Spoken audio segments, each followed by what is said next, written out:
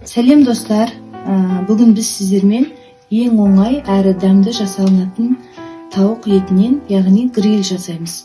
Бізге керегі тұз, бір пачка, фольга және тауық еті.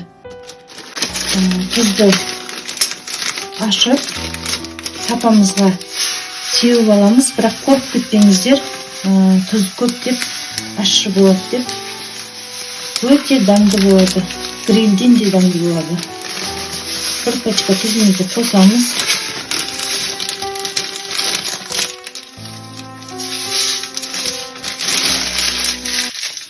Және тауығымызды жайғастыратындай етіп, тұзымызды жайып аламыз.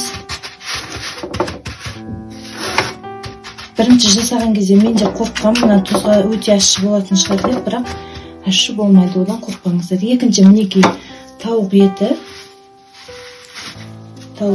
кейде мен мынандай ашық жағына жұмыртқа не картоп немесе алма саламын. Және фольгамен біз алдыңғы екі аяғын қосып дайлап алсақ та болады. Негізі фольганы қолдансаңыз да болады, қолданбасаңыз да болады.